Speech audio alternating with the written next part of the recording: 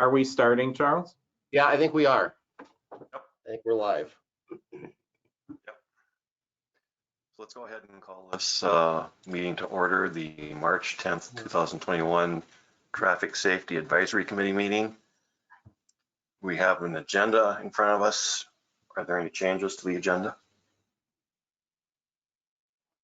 Am I supposed to see the agenda?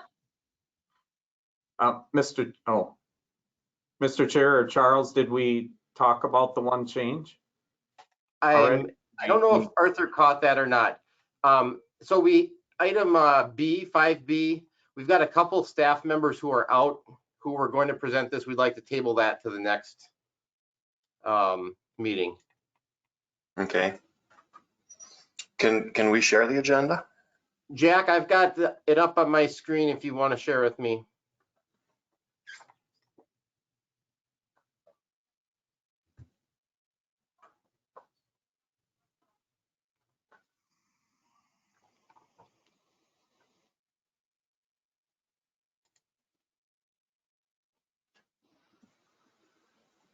Is my agenda showing or is it the?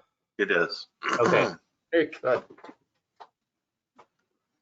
Are there any changes besides tabling item 5B?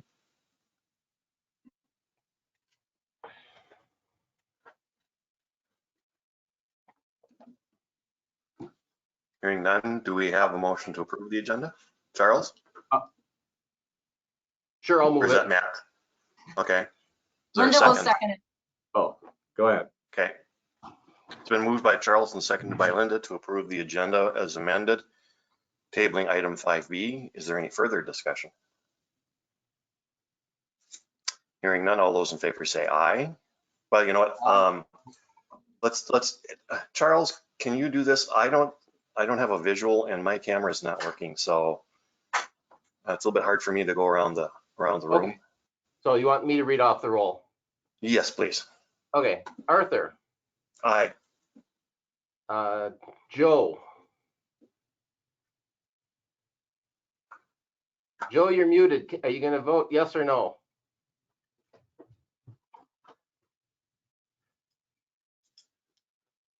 Joe, we still can't hear you. All right, we'll move on. Linda. Aye. Matt. Aye. Nick. Aye. All right, we're going to put Joe down as an abstention. Okay. Do we have any audience items?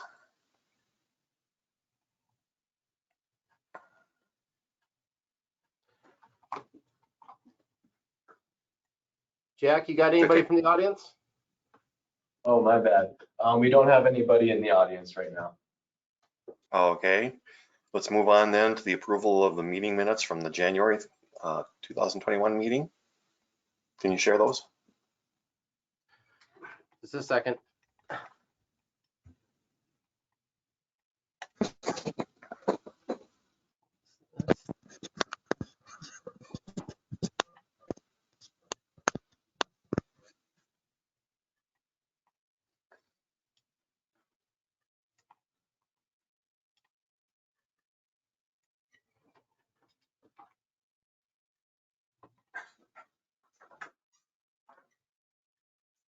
Mr. Chair, I've reviewed them. I'll make a motion to approve them.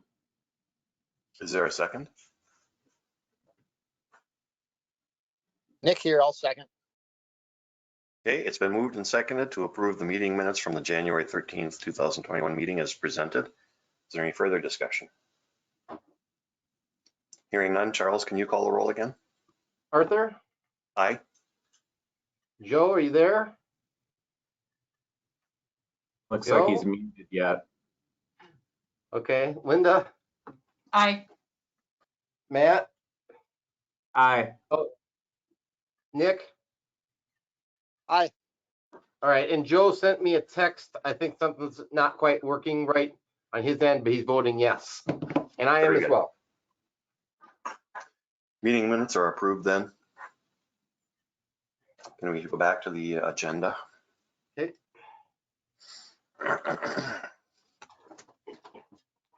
Thank you. Are the St. Olaf students in on the call, in the meeting? Yep, there's a couple of them here. I'll give a real quick intro. So basically what we were looking at, there was a class of students who were doing a public policy course for the month of January. They were looking for a policy issue to look at. One of the issues that we've had kind of percolating for a number of years now is that there's more and more vehicles out there that have batteries and electric motors that allow people to travel at fairly high rates of speed. You know, when our ordinance was written on our pathways, it was back in the days of motorbikes, things with a gas engine.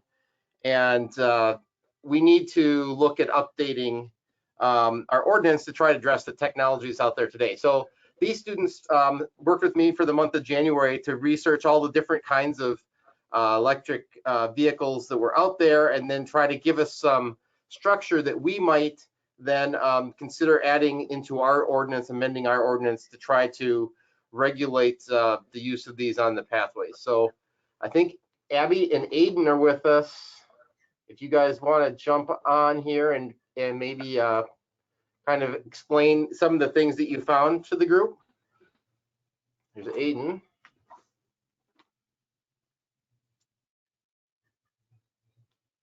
And you both are muted, but if you can you unmute yourselves, or does? Can you hear me? Can you hear me? Go. Sorry, Yep. I've never used software before. Abby, do you want to kind of run through stuff, or do you want me to? Or I have our document pulled up. do you want to maybe like lay out kind of the issue and our procedure, and then I can give the recommendations? Sure, I'm trying to find, there we go. Can you guys give an introduction of yourself, what year you are and what you're studying at St. Olaf, please? Sure. Yeah, definitely. I apologize for the background. COVID doesn't help with finding a better place to go. But hi, I'm Abby. I'm a sophomore here at St. Olaf. I'm a biology major. And yeah, Aiden. Hi, my name's Aiden. I'm a junior, and I'm studying English and political science. And we took a public policy, introduction to public policy class over interim. And we met with Charles, and we were discussing some regulations we could use, help form for motorized vehicles on pathways. And so over the course of the month, there were two other members in our group who maybe cannot, I think unfortunately cannot be with us tonight, but yeah, we looked at, excuse me, we asked Charles kind of what the situation was, what he wanted us to do. So step by step, we kind of went through the ordinances, kind of the definitions between different kinds of vehicles and motorized vehicles. And then we kind of also wanted to get an idea of kind of like what pathways are and stuff like that. We wanted to see what the harms and the problems were and how we could possibly solve those. So we went off and we tried to define some of the terms, because there were lots of various motorized vehicles, such as like hoverboards and electric scooters and segways and stuff like that. So we looked at a variety of definitions and just kind of, if we found that it was really hard to kind of say yes to these and no to those. So we did end up doing that. Instead, we looked at speed and wattage for a variety of vehicles. And so some of those include like an electrical bike, electrical folding bike, electric motorcycles, mopeds, tricycles, hoverboards, skateboards. There's just so many different things, and they all had various wattages, which proved to be not super useful. But we did look at speed, and that's kind of where our conclusions come from, is just looking at the various speed limits that these devices have and kind of what the companies use. With that information, we then looked into kind of how other places were, what their kind of regulations were, like if they had speed limits or designated areas for these motorized vehicles. Next, we looked at some signage or requirements, how to monitor speeds, for example, looking at policy around like should they require a light or a reflecting device. We also looked at other scooter and bike companies, like for example, Green Scooter and Bird Brand and Uber, and kind of how they limit speeds and how they use these rental scooters in downtown areas. So we looked at that. And looking through our document, I apologize. And yeah, and that was kind of our process throughout the month. And then Aiden can share our final recommendations, I guess. Yeah, so like Abby said, we did a lot of classification, but we ultimately arrived at the conclusion that it was so kind of arbitrary and inconsistent to try to classify things that we sort of decided that the best way of regulating would be to treat all of these vehicles as just one type of a vehicle and to regulate based on other factors. We ultimately decided that speed, more than anything else, was the biggest issue here, and that wattage is really inconsistent, and speed has the most direct relationship with being a potential harm. So we looked at the idea of a speed limit, and we decided to impose or to recommend a 15-mile-per-hour speed limit on the roads. But we also recognize that enforcement is going to be difficult. So what we're recommending is vehicles can only be allowed on these pathways if their capacity is no greater than 20 miles per hour. So what you'll find is that delineation will allow things like hoverboards, low-end bicycles, Bird, which I know has actually approached us, or Apple Valley has internal regulations on their vehicles to keep it under that limit. But larger electric motorcycles, larger electric bicycles are capable of going 30 or 40, and enforcing a speed limit would be difficult to the point where those vehicles should not be allowed on the pathway. We also recommended a registration, sort of a little sticker or something to put onto the vehicle, and then a database as well. This would cost a small amount, which would help for maintenance of pathways and of the proposed signage. And obviously, if that's financial for anyone, we would recommend that be alleviated. A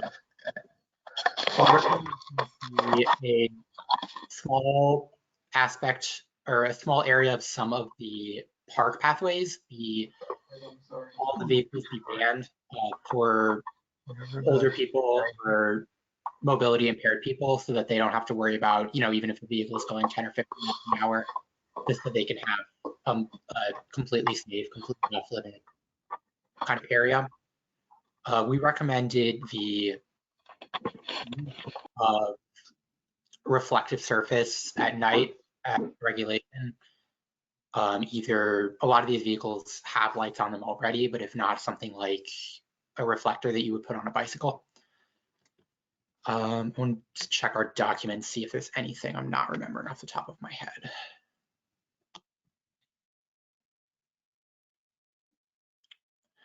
In terms of sign postage, looked at various metrics to do that and decided that the best, considering we're in a low speed area, is to do something where you take the 5-minute average distance of the median speed, which in this case should be about 1.25 miles.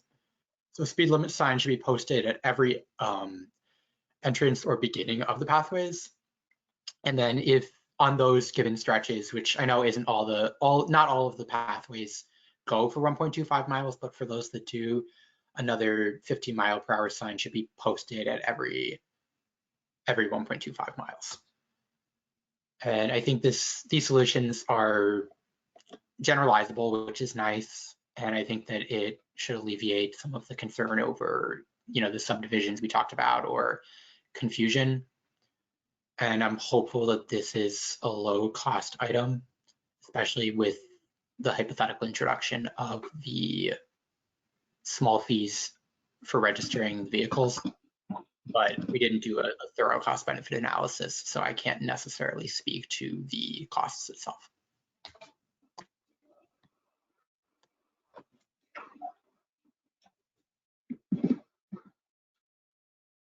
Chair, may I ask a question? This is Linda. Go ahead. Aiden and Abby, thank you so much for this work. It's a great use of your J term. Can I ask you, what other cities or what other organizations did you look at their ordinances? Were they from Minnesota or were they out of state? We did look at a number of other cities in the area, as well as some in other communities. I don't remember off the top of my head which communities. I can look that up. Abby, do you remember off the top of your head?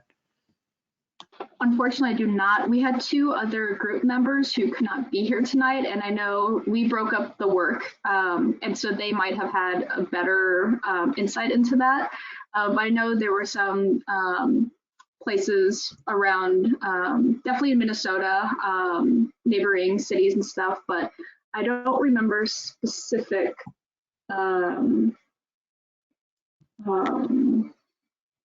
here. I know another member definitely looked at that, and so I'm trying to find if there is some work from that, but unfortunately I can't find anything. I apologize. That's okay.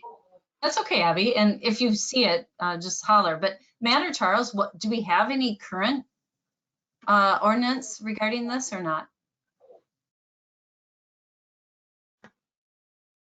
We do. Our ordinance is it's a little odd because it's basically regulates the pathways in parks. There is nothing that talks about the pathways along the roadways, which is awkward because we've got them in both places. And in the parks, it speaks to these vehicles that are really primarily gas driven, things like, dirt bike type things. It's written a long time ago, not for the kind of electric vehicles we see today. So it needs to be revamped and brought up to speed. Can I found out our principal case study was Maple Valley or Maple Grove. But we did a lot of consulting of state law to kind of find out what's permitted and to look at state classifications, and the state trail systems were a reference to. If I can add, I did see that California Department of Transportation was looked into and Washington State as well. Having trouble finding others, but those 2 did come up as well as Maple Grove. And Mr. Chair, can I ask another question? Yes, please do. What do we in Apple Valley classify as a pathway? You said in the parks, along some roadways, what classifies it to be a pathway? I'm just trying to visualize it. Well, the pathways are the bituminous. I think they're 8 feet wide. And I don't know if it defines, I don't remember exactly if that's defined that way in the parks ordinance, as opposed to sidewalk or street. That's what a pathway. But we can certainly add that again, because our current ordinance does not treat pathways the same between the parks ones and the ones along the road. We're going to have to kind of create a whole new section, and we'll put in definitions like that simply don't exist today. Can I jump in, Charles? I don't know the Parlay Pro exactly here. Yep. So the sort of state classification that I think is most applicable here is under a bike, like a bike path. Actually, the state grants municipalities the right to create and administer bike paths however they want in a way that's distinct from sidewalks and main roads. So I don't necessarily think that's like the most accurate term to use at municipal level, but in terms of sort of the legal legitimacy of regulating these, that's where we're getting it from, and that's probably the best lens to look at it from a top-down perspective.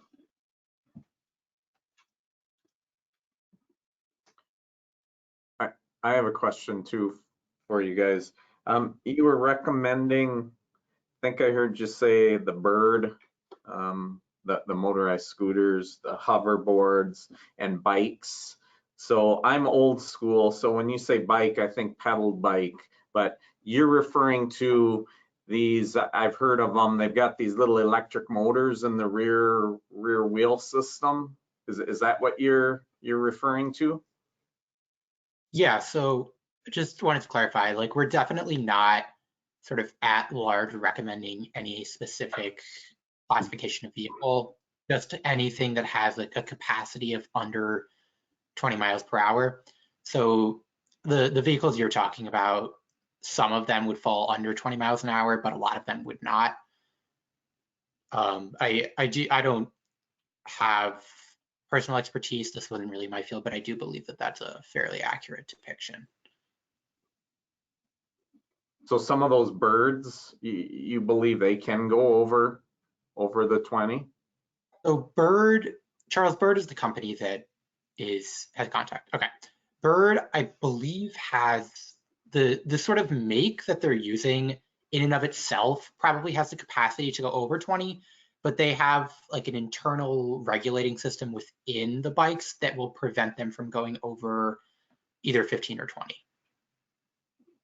Okay. All right. If I can jump in really quick, if that's okay, sorry. One thing I did find for the pathways, I think this was just built on a definition that we as a group understood, but it was that Apple Valley has like a street side pathway and a park pathway. The pathways we're talking about are like 8 foot wide, they're pavelled asphalt paths. Motor vehicle traffic is prohibited, so it's pedestrian and mechanically powered bicycles, scooters, and skateboards. And it's the electric powered vehicles that we're looking into for those specific pathways, if that helps at all.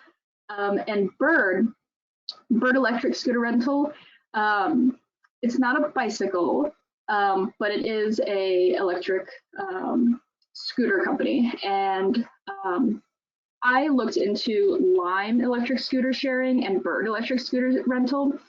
They're both very similar. There are some pros and cons to each, but they both had about a maximum of 15 miles per hour. Both of these charge about $1 to start, but both of them have different variations. For example, Bird said that you had to be at least 18 plus to ride, whereas Lime didn't have a specific age requirement. Lime also had no special license was required, and some additional details like the battery is waterproof and monitored independently. Ways the battery is charged vary, but those are two companies that I did look into, and specifically about Bird. Yeah, it's about 15 miles per hour maximum speed.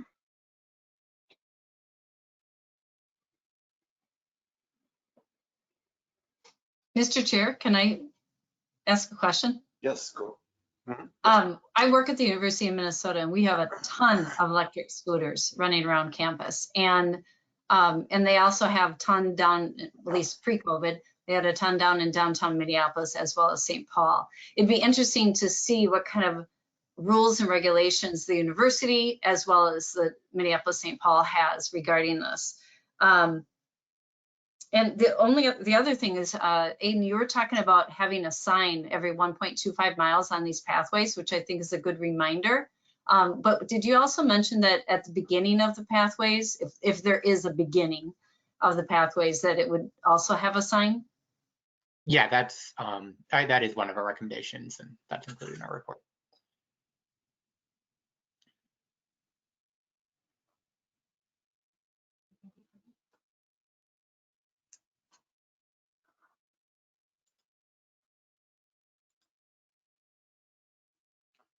Is there any further discussion? Any other questions? I don't mean to be the, oh, I just wanted to ask what the sticker was for. Can you remind me?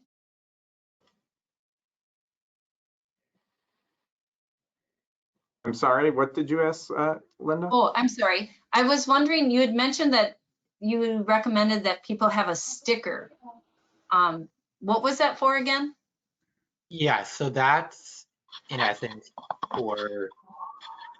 because we're having this 20-mile-per-hour capacity limit, all vehicles would have to be registered with whatever the appropriate municipal body would be. And then in order to be used on these pathways, they would have to have that sticker as sort of a verification. I think there would probably be a sort of online database too, and you could have like a barcode attached to that.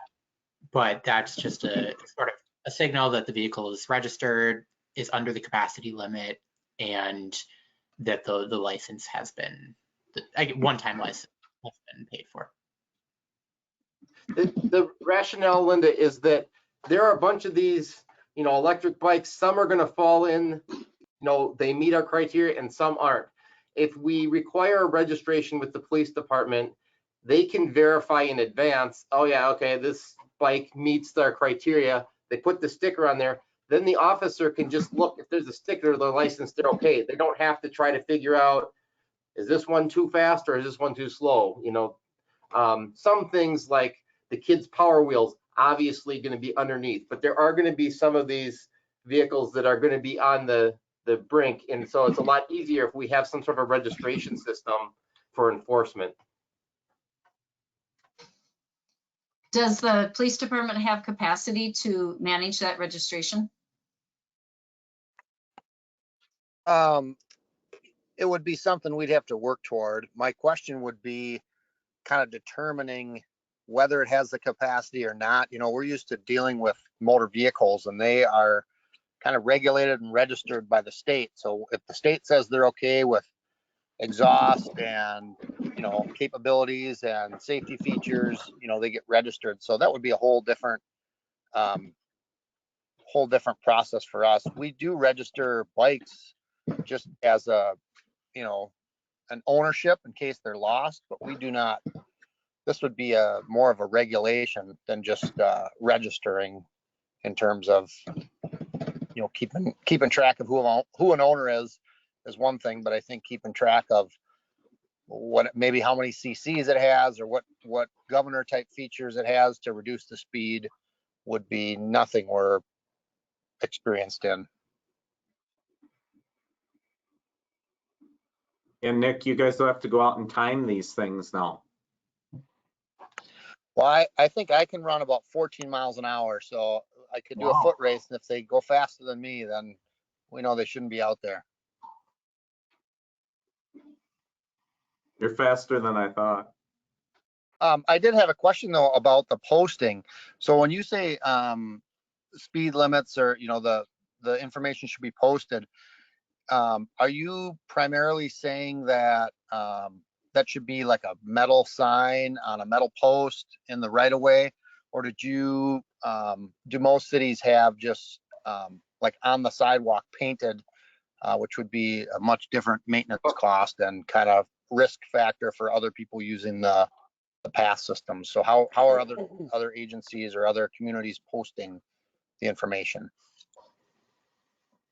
That's a really good question. I think we were envisioning the former, like a kind of standard straight limit sign. I wouldn't say it's a problem necessarily, but these pathways are very unique, and it was hard to find sort of direct analogs. So we didn't really have a great example to work off of. So I guess I would say I was envisioning the sort of traditional speed limit sign, but I don't off the top of my head see any reason a painted speed limit sign wouldn't work, and it would probably be cheaper as long as it were maintained.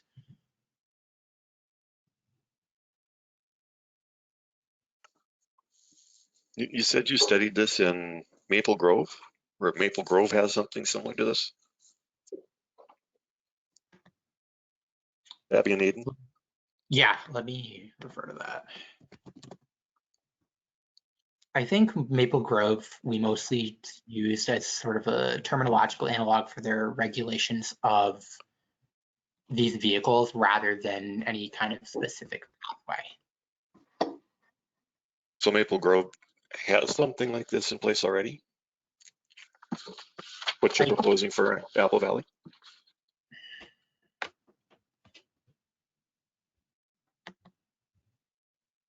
I'm sorry, I'm not sure. Are you asking if they have a restriction, a series of restrictions on these vehicles, or a comparable pathway system that they regulate? Do they actually allow these types of vehicles on their pathways now in Maple Grove? Yeah, just to clarify, I don't necessarily believe that they have pathways that are comparable to Apple Valleys. I think that these regulations are mostly for streets and sidewalks for them, and I think we were using it more for terminological clarification. This wasn't my direct research, so I can't necessarily adept to speak to it. Same, and I know that if I remember correctly, Aiden, I think this was kind of a unique situation with the pathways and stuff, and I don't think a lot of other places had a setup, or rather they at least were struggling to find a setup, if I can remember correctly. Yeah, I think we didn't really have, we pulled pieces of information from other municipalities and government entities, but we didn't have a really referential framework or a direct analog. Okay. What I was trying to get to was if this was being utilized somewhere and how it was working there in that location. I think maybe a fair way to put this is that we are on the forefront of this issue. There aren't a lot of communities that have a comprehensive ordinance addressing all of these aspects. So what these students wound up doing is kind of finding best practices in different areas, and they pooled them together. So this concept of having some sort of sign regulation may exist on, for example, state paths that hasn't been used on city paths. And they're saying Maple Grove kind of broke down the vehicles in this way. They use that for how they would try to break down and regulate them. We've got another concept of registration, which is also, all these things can be considered as separate little units. They're just presenting us kind of the smorgasbord of options on how we can put together an ordinance for this. Okay, I understand. Thank you. Well, clearly we're outdated in the city of Apple Valley, and we definitely need to update this ordinance. So appreciate all your research and all the work that you guys did. Do you have time for one more question? Absolutely. Oh, good. Just wondering, how would our ordinances or rules, whatever we come up with, interface with the county's greenway or bikeway that comes up from Farmington, whatever, up to the zoo? Would they be in effect on that, or would that be a separate jurisdictional type of a thing? Or would we even care? Matt, do you have thoughts on that? Yeah, I think that was Joe. Joe, good to hear from you. Yeah, the county greenway, they typically have their own rules for those. Like the city doesn't have maintenance responsibility over those. We don't own them. Many times they obtain their own easements for those. Sometimes they're in our shared right of way, but they are kind of a separate animal, Joe, from our own pathways. But potentially they could have a more powerful scooter or whatever, and they'd be on their own then. And they could, and they do have their own sign standards and those sorts of things. So they actually do more of the signage and wayfinding than we would typically do. So. Oh, thank you. Just curious.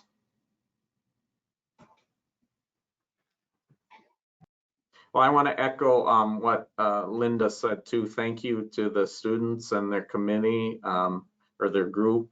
I guess a final question for me then, does Charles have a copy of this, or will we get kind of your recommendations all wrapped up for us and with a bow and everything on it? Yeah, we have a pretty concise kind of one-page list of recommendations, and then there's also a longer sort of convoluted document of just notes and links that is helpful for understanding, but not a finished product by any means. And I think I could probably speak for all of us in that we're comfortable with any of those documents being shared publicly or discussed in whatever capacity. A lot of work, thanks from me too. Yes, thank you. Say thank you to the group for us. Are most of your classes Is there in any person or virtual? One last question. For me personally, they're all in person except my lecture for my biology class. I'm actually not enrolled this semester, so. Got it. Well, all the best. Thank you. Thank you for having us.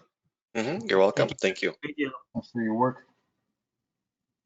So just to wrap up, kind of the thought. So at this point, if the committee is generally all right with these ideas that are discussed, then I would like to work with Matt and Nick and Sharon Hills from our city attorney's office to actually take a stab at putting together some sort of a draft ordinance.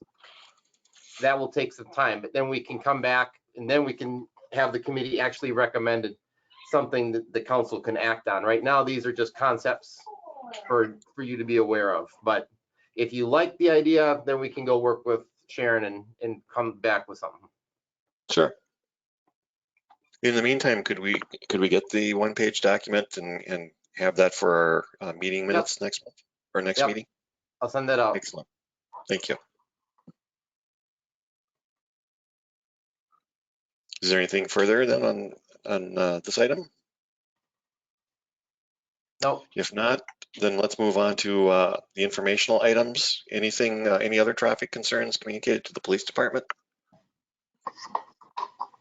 No concerns, Mr. Chair, but I wanted to let the group know that we have kind of pooled an interest, and we are participating in a speed enforcement grant with a number of agencies.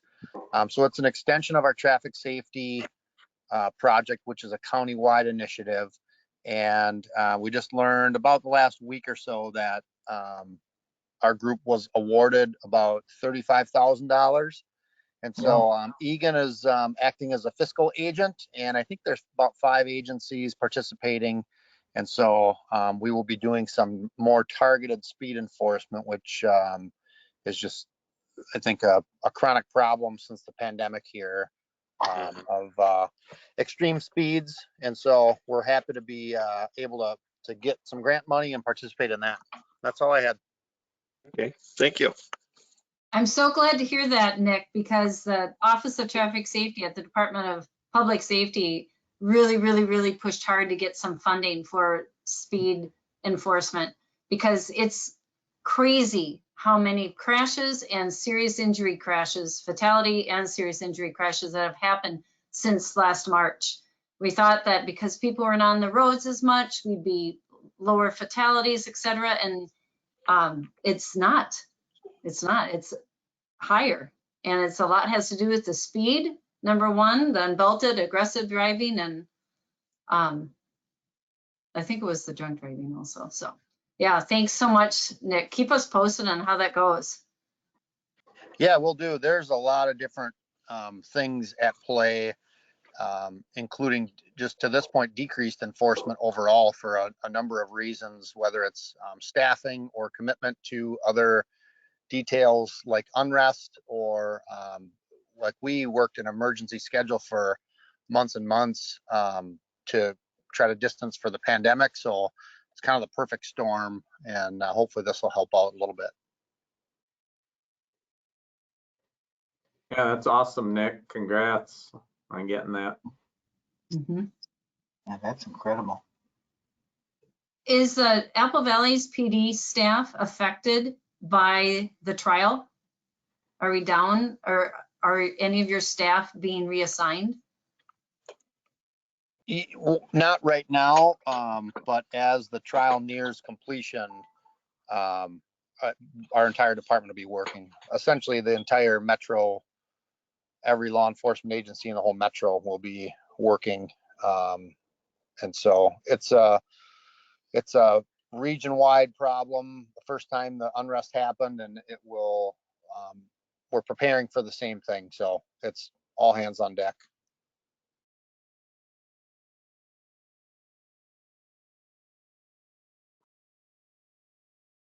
Any further discussion? Any questions for Officer Francis? How about any other traffic concerns communicated to the Public Works Department? No, Mr. Chair, it's been quiet for better or for worse over the last couple months. So it's probably the calm before the storm. As everybody knows, once the snow is gone for good, the calls start coming in about the speed complaints and things like that. And Brandon and Public Works staff get very busy with putting out the driver feedback signs. So, but no, short answer, no, we really haven't had any communicated to us in the last couple of months. Alrighty, sounds good. Linda, do you have any educational issues for us tonight? Yeah, on May 13th is the Metro TCD Regional Workshop. It'll be virtual. You can sign up probably in about 2 to 4 weeks. The registration is not open, but it's going to be free. And I think it's going to be from 9 to noon. They're going to try and have a little networking opportunity in that time as well. So that will be May 13th for the TCD Metro Regional Workshop. Dakota County has a TCD coalition as well. We are unfunded. They're working on school bus safety and multiple different things regarding school bus safety, as well as older driver. That's what they're focusing on right now. So the state has state action teams that the state highway SHSP identified. I think it was 13 different categories. Of course, speed is one of the top ones. But they're also working on seat belts, teenage driving, older driver, driving under the influence, distracted driving, things like that. So if you have any questions, just let me know. That's all. Is the May TCD meeting, is that a virtual meeting or is that in person? It's virtual. Okay. Any other discussion, questions for Linda? Mr. Chair, not for Linda, but Charles, do you want to mention about our future member and tomorrow night as far as informational items? Yeah, let me just 1 second. Let me grab the profile. Well, just to tee it up, we have somebody expected to be put on this committee tomorrow night at council. I think Charles will give the detail. Yeah, so Fred resigned after the last meeting, and we solicited applications. We got one from a David McKenzie, who's a retired civil engineer, but he has experience with traffic safety and engineering in that area, and he seemed like he'd be a good match. So that's the recommendation on the council agenda for tomorrow night. All right, I gotta pipe in here. I hired Dave McKenzie when I worked in the Department of Transportation. I've known him for 25 years. So he'd be a good addition. Excellent. Wait, so you would have been like 15 then? Oh, thank you. Ooh. Yes. Matt, I'm going to put a star next to your name. Thank you. No, Dave has a lot of experience. He's most recently worked for SEH and then went part-time on his way to retirement. So he lives here in Apple Valley, has family. His children, get this, babysat my 2 older kids when I was put on bed rest with the twins. So his two of his daughters babysat for my kids. Small world, isn't it? Cracks me up when you said his name. I almost started laughing. It's wonderful. Good. Sounds good. Mm-hmm. Any other business for the meeting tonight? If not, can we have a motion to adjourn? So moved. Is there a second? Second. Been moved and seconded to adjourn the meeting. Is there any further discussion? Hearing none, Charles, can you take the roll again? Okay, Arthur, Aye. Joe, I, Linda, Aye. Matt, Aye. Nick, Aye. and I vote aye. And by the way, it's nice to have you back, Captain Francis. Yeah, happy to be here. I'm on a phone tonight at hockey training center with my kids. So usually I would be on a computer at somewhere more stationary, but happy all the technology work to be here tonight. Great. Excellent. Thank you, Captain. The ayes have it. Meeting is adjourned. All right. Take care, everyone. hey, Charles, Thanks, can you Hey, everyone. everybody. give me a phone call? What's that? Give me a phone call if you have a moment? You're still breaking up. Ah, never mind. I'll call you. All right, yep, let's call offline.